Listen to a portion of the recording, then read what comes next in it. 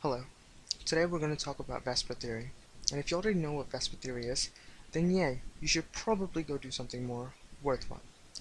But if you don't, and feel angry or frustrated, then know that I'm here to help you. So what is vespr? Vespr stands for valence, shell, electron, pair, repulsion. That was the scientific term. But in normal people terms, we know that electrons repel each other because likes repel each other. So what this basically says is that atoms will try to position themselves so that they're as far away from the other atoms as possible. And what vespr says is it just dictates how these atoms go about doing that. There were 8 different configurations or shapes that we mainly looked at, which were linear, bent, trigonal planar, trigonal pyramidal, tetrahedral, trigonal bipyramidal, T-shaped, and octahedral.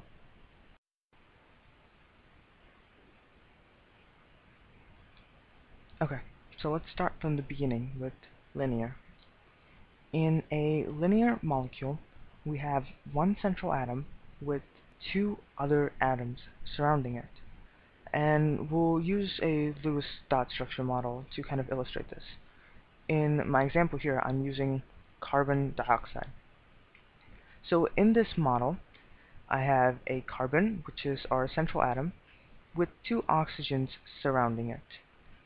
And I know some of you might ask, we have 2 bonds here, though. We have double bonds on either side of the carbon. But if you can remember back to when we learned this, no matter how many bonds we have, it still counts as one group. So there's a group between carbon and the oxygen here, and a group between the carbon and the oxygen here. So when we transfer this through a 3D model, what we get is something that looks like this.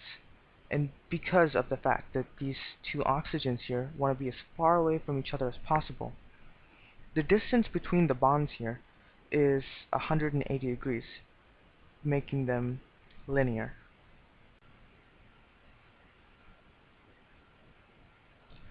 So now let's move on to a bent molecule. For the example here, I'm using sulfur dioxide.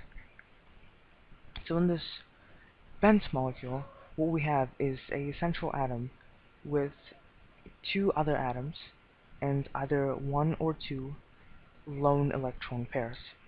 In the example of sulfur dioxide, we just have 1 lone electron pair right here. So sulfur is our central atom. We have these 2 oxygens on either side, and then we have a lone electron pair.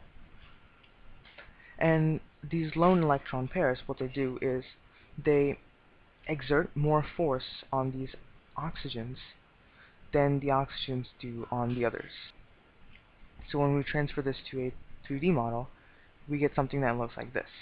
We have our central atom, which is the sulfur here, the 2 oxygens, and then we have a lone electron pair right here that's applying force to these 2 atoms here. So because of the force, the distance between these 2 bonds right here is about 119.3 degrees, causing it to have this bent shape.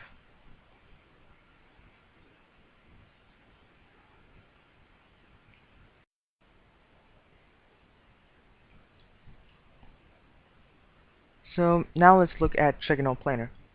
In a trigonal planar molecule, what we have is one central atom with 3 other atoms surrounding it. In this example, I'm using boron trichloride.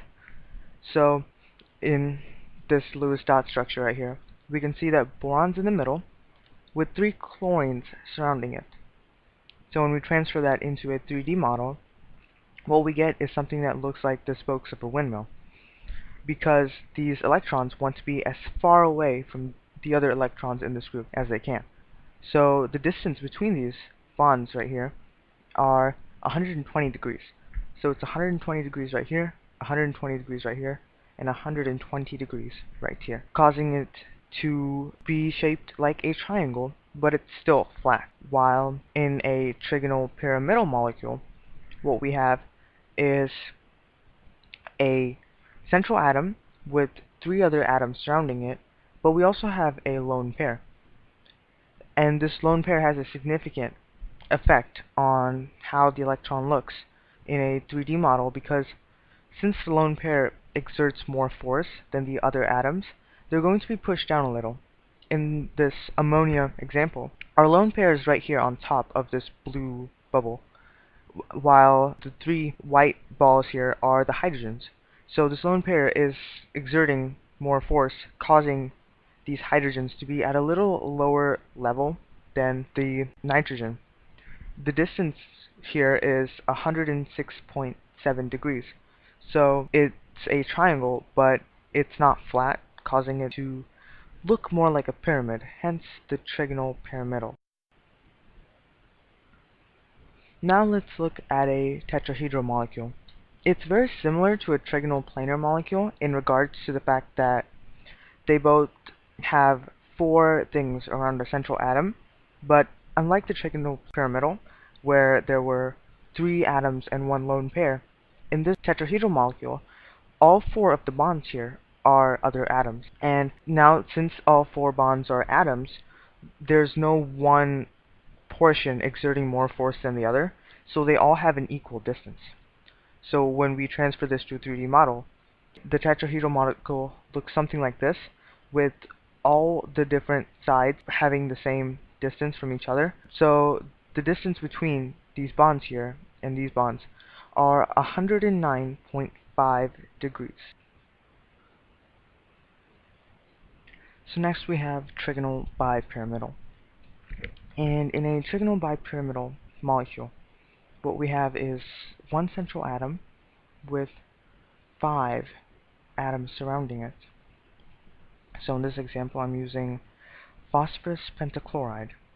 And if you look at this in the 3D model, what we see is that we have a linear molecule right here and a trigonal planar fused together. It's this combination right here that allows each atom to be as far away as it can from its other partners. So the distance between these molecules right here are 90 degrees, because they make up a square. And then the distance between the molecules in the middle, just like in a trigonal planar molecule, are 120 degrees. So now let's look at the T-shaped molecule. In a T-shaped molecule, what we have is a central atom with 3 atoms surrounding it and 2 lone electron pairs. So in this example, I'm using 2 different molecules. One's a bromine trifluoride and the other one's a chlorine trifluoride.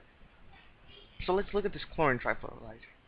In this example right here, I have a chlorine as my central atom with 3 fluorines surrounding it, and then the 2 lone pairs right there. And when we convert this into a 3D model, what we get is something that looks sort of like a T, hence the name T-shaped. And the distance here is 86.2 degrees. So in a T-shaped molecule, what we have is something that's similar to a trigonal bipyramidal. In this example right here, we have this trigonal bipyramidal molecule, and imagine that this atom right here and this atom right here were gone, and instead they were replaced with lone electron pairs. And that is basically what's going on when we have a T-shaped molecule.